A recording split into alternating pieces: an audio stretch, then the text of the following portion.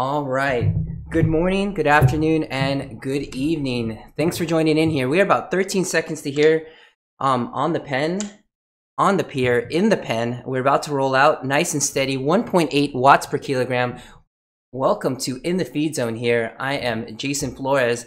We're just going to get a couple messages out to our group and we'll go ahead and get started.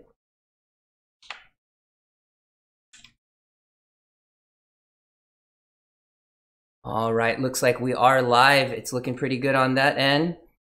Looking good. All right, so let me get this shared out and we will make this happen. So today our topic is really interesting, but let's go through a couple intros and then make sure everyone is all together. Looking good though, looking good. Excellent. If you are in the ride currently, you head to discord.teamodz.com or search Zwift Live by ODZ in Facebook, and you'll be able to find the live feed today. As we do get this shared out to our partners today, I want to thank all of them for allowing us to share our information and share our streams to their channels. We do definitely appreciate that and the community. And for those of you listening live or looking to see if you want to come back and listen to this at a later time, you could actually go to your favorite podcast app and search for The Endurance Lab, and you will find all of our Zwift Live by ODZ content there. What's Up with Power, Chat and Chill, In the Feed Zone. You'll find all of those things in the podcast subscription list. So go ahead and jump into your favorite app, search for The Endurance Lab, and you'll be able to find us there, and you'll be able to listen to that on the go wherever you would like. All right. Looks like we've got a nice big group. We're just over 25 riders. I'm just going to remind everybody that we'll be riding steady 1.8 watts per kilogram. And this is a live game as recorded. So for those of you tuning in on the podcast, we are actually on our bicycles putting power out on a platform called Zwift. So if you haven't heard about that, jump on Zwift.com and check that out. And definitely thanks for tuning in, everybody. All right, so let's go ahead and pull up our slides. We'll go ahead and get started with our conversation for today. All right, quick introduction. My name is Jason Flores. I go by JFlow here on Zwift. I want to thank everybody for joining here in the feed zone today. Typically, this is on at 5:45 Pacific, 8:45 Eastern, and 13:45 GMT. So thanks again for joining us. A quick medical disclaimer before we move forward. That the only purpose of this live stream is to educate and to inform, and it's not a substitute for professional care by a doctor or other qualified medical professional, and that the live stream is provided on the understanding that it doesn't constitute medical or professional advice or services. Quickly check to make sure everything's coming through nicely here. Looking good.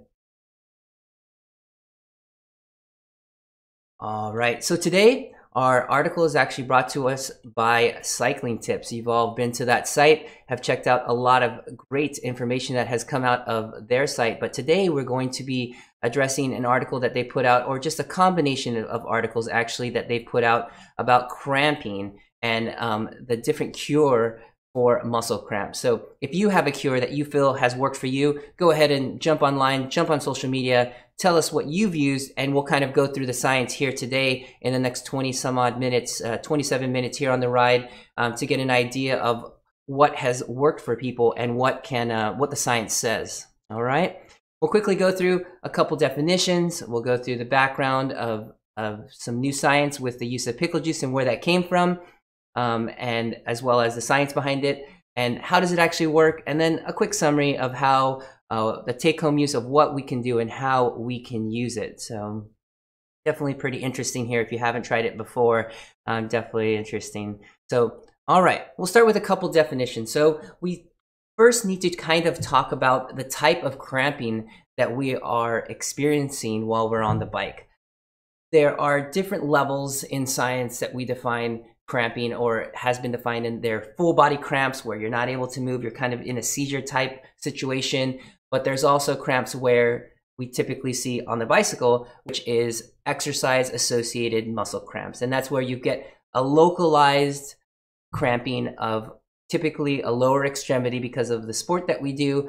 It usually starts with a smaller muscle, and you're looking at things like your calves, your quads, and that sort of thing that can tighten up or essentially just fire off in a way where it's not able to get the signal in a coordinated manner. So definitely something that we need to identify, because not all cramps are the same. Essentially, the cramp that we're looking at is an individual muscle group, typically a calf or a quad, and it's the nervous system's controls just losing the contraction and relaxation rhythm that it normally should have, and you'll sometimes see muscles pulsing and that sort of thing.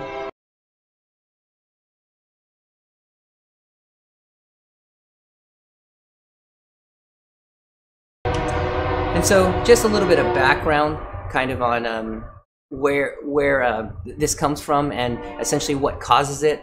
It can be anything varying from dehydration, electrolyte deficiencies, but a lot of traditional thinking about these solutions for cramping are not typically scientifically based and aren't to the moment, meaning that you're in the heat of the moment, you are cramping now. Is there anything that you could do that could help you at that moment? I think there's a lot to speak about getting ready beforehand, making sure you've got your pre-race hydration going, you've got your electrolyte on point, and you are definitely making sure that you're getting those things in.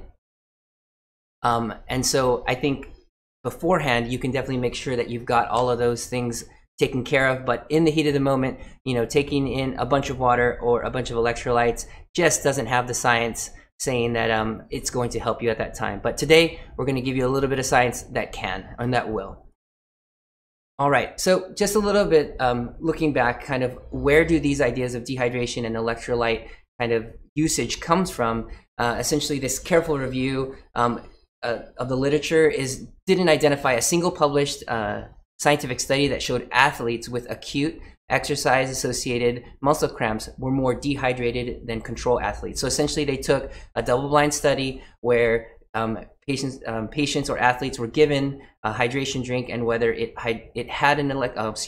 was hydrating them or dehydrated, they were able to be looked at the end of an effort and showed that whether a rider was hydrated or dehydrated, they still had the same ability, not the same ability, but the same probability to have cramps. So they found that it was whether you were hydrated or dehydrated, they found that they had the same probability of getting cramps. So with the electrolyte topic, similar type study, they found that there was no difference in riders or athletes that had electrolyte levels at the time of cramping were lower than any other time in that race or across the board during that same sort of effort. So people weren't behind or ahead of their electrolytes when in fact they could have been at any varying number. They could have been higher than normal, they could have been lower than normal, or even average for their normal number, and they would have found that they would still have been cramping. All right.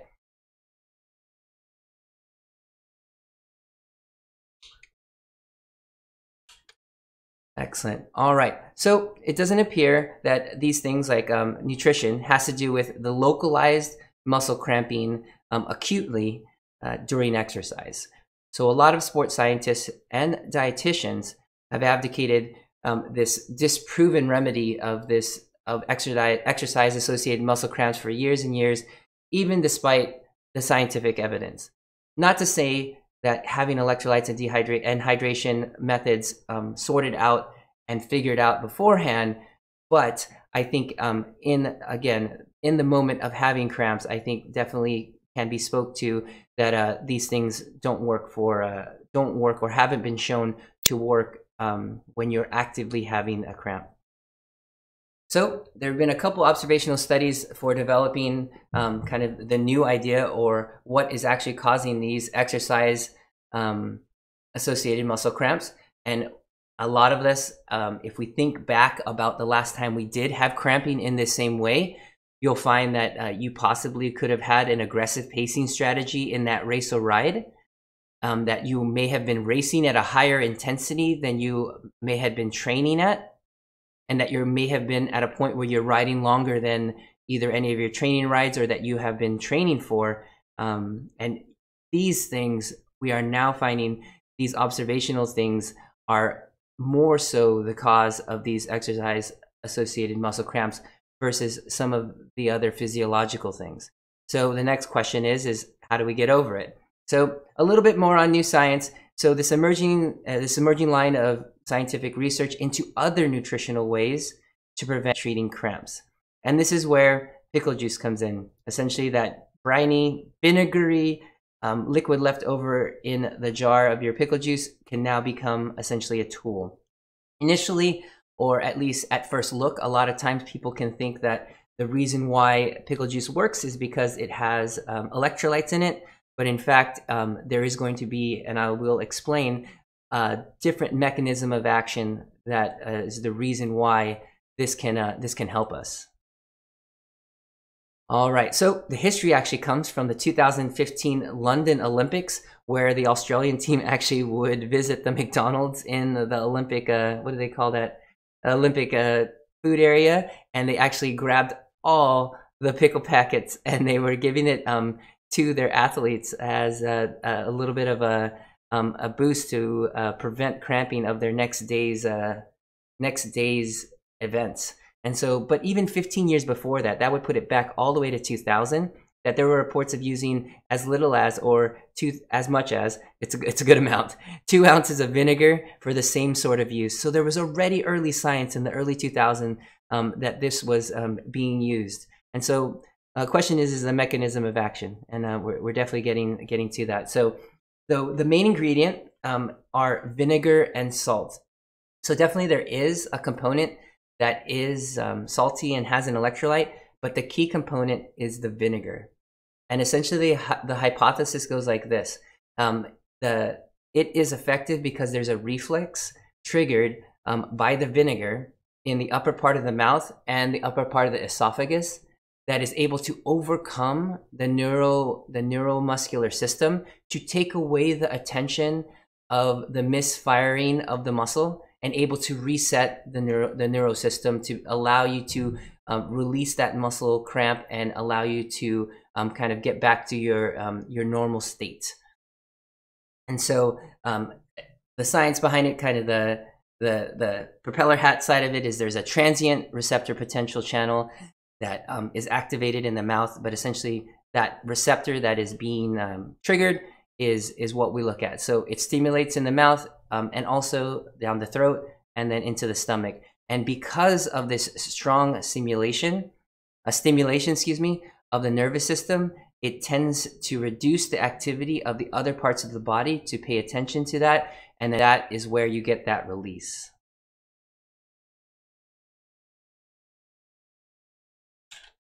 All right.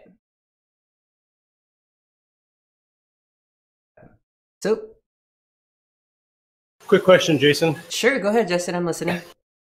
Would vinegar chips have the same effect? Similar, I think, but it just has to have that that sharp taste. And the vinegar salt chips definitely does have that. But if you ever get a chance to take a shot of apple cider vinegar or vinegar straight, you kind of need to kind of gauge. And I would say that it would definitely be much more sharp. The sharper, the better. There are some products out there. Specifically, there's one called Hot Shots. And another one that it's a combination of pickle juice and cayenne pepper. So you're looking for like the greatest effect to be able to kind of really reset that system. So it may be kind of a lighter effect with the vinegar chips, but like having a small like 2 ounce little shot available could be very useful kind of on the road. And that's essentially like in practice how you can make this work. So a quick summary. Copy that. So warheads would work as well then too? Yeah, something super sour. Is that what you're thinking?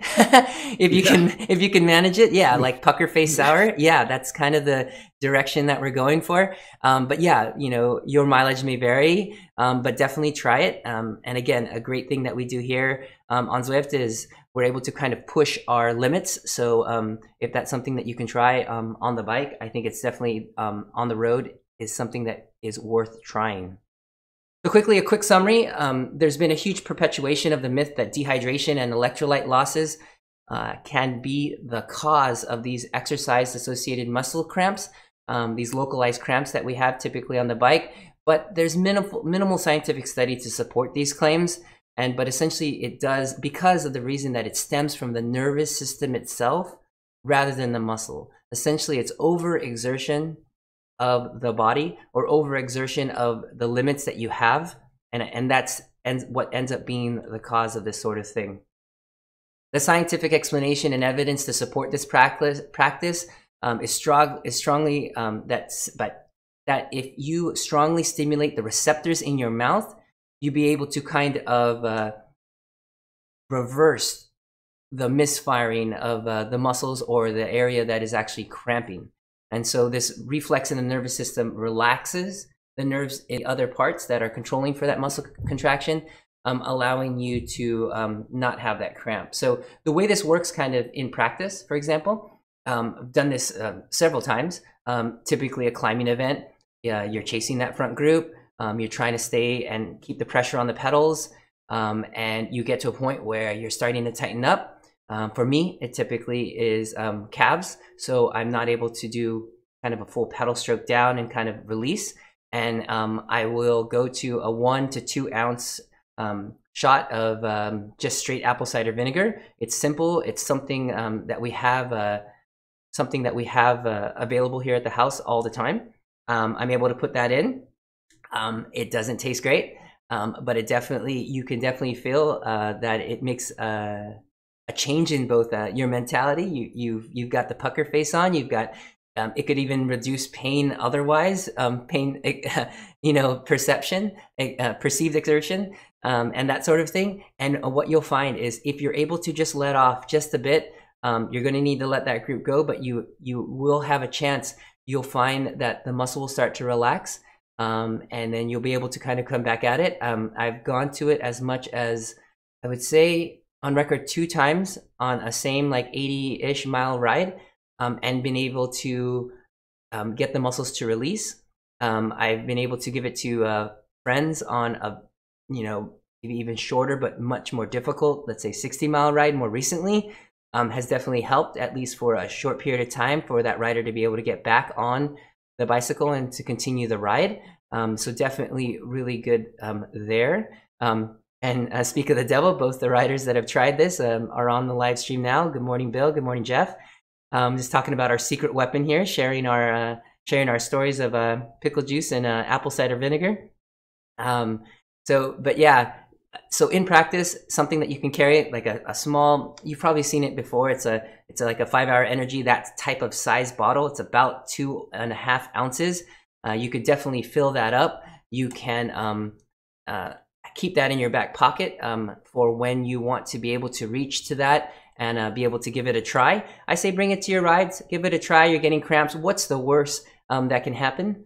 I think Bill just chimed in here on social media. It just came back from a huge 500-mile ride in I was going to say Australia, but just as fun. It was Israel, and I'm sure he used it quite a bit. But yes, he says he's a believer. He uses it.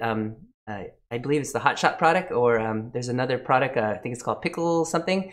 But definitely something that you can use. So try that out there. Something you can definitely look into and see. And if you want to learn more about this and more about essentially what is the cause of exercise-associated muscle cramps, check out the original article at Cycling Tips. It's a really easy find. Just search pickle juice, cycling tips, and you'll find it there. I'm going to jump around and see if there's any questions on social media. Jeff Barco does mention that tequila works better, and there are some stories of our favorite pros in the peloton taking shots of whiskey. I think Jeff was sharing a story before, but yes, I guess that could also work. It may not be so good for you staying on the road, but definitely could turn your body's attention away from the cramp. And on Discord here, if you're listening in, if you have any questions, I could definitely address those. I'm just quick question. Sure, go ahead. What if you throw it in your bottle with your electrolytes? Yeah, so good question, Eric Denning-Wynn. Thanks for commenting here. Yeah, so that is an idea. So you could essentially make a mix. I just don't think it would be so pleasant to have. as a hydration drink, but I guess you could. But don't forget, when we do add apple cider vinegar or any type of vinegar and you add water, it's going to dilute that. So really you want it to be as sharp and as strong as you can in order to get the effect. But definitely a great idea there, Eric. So let me see. A couple more comments here. Bill said he used it on his 500-mile ride in Israel. Said it worked within 5 to 6 seconds. Definitely within my experience as well. Yeah, great experience. I know Eric Shen had some comments here in the Discord channel as well. We've got a lot of Erics in the Discord channel today. Said that his pickle doping has been confirmed, and that he feels that Team Sky should hire him as their next nutritionist because he feels like he's figured this out. And Eric Shen has been known to put in a mouthful of pickles during rides like the wagon and Odie's entry. So definitely someone a well-versed pickle eater, pickle user there. Thanks for that, Eric. All right, so I've got no other comments rolling in here on the live stream. Just a couple a couple take homes just to try to understand. And one of the reasons why we do in the feed zone here is you just need to understand what these things are coming from and how they are developed so that you can make a decision on how you want to treat them. It is something that all of us experience at one point or another. And if you understand that it has to do with the effort that you're putting out, it will allow you the opportunity to use the tools that we've learned today to kind of combat those things.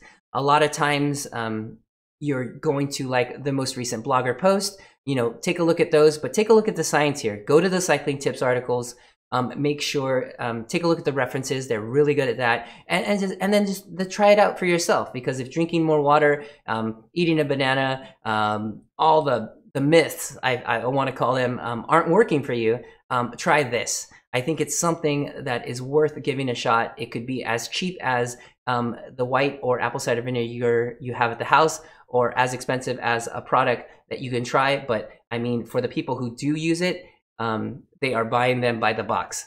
And something that they carry for every ride just in case, sharing it with friends because they think it's the greatest thing since sliced bread. Not that, but something that you can look into. So we've just got a couple minutes here. Was there anything else here from the Discord channel? Questions there, or any questions on social media? Go ahead and put them out now. We've just got a couple minutes here. If not, I'll go ahead and sign off here. I want to thank everybody for joining us today in the feed zone. And don't forget to head to your favorite podcast app and subscribe for The Endurance Lab. And you can catch this whether it be live or on your own time. And you can catch out all our other shows, What's Up with Power, Chat and Chill with Taya, and What's Up with Power with Justin Wagner, and of course in the feed zone. And one of our newest shows that we find that we've are putting through is the Coach's Corner, where the coaches from the Endurance Lab talk about their experiences and the week in the Endurance Lab. So definitely check that out. And again, thank you for joining in the feed zone, and we'll see everybody next week. Have a great week.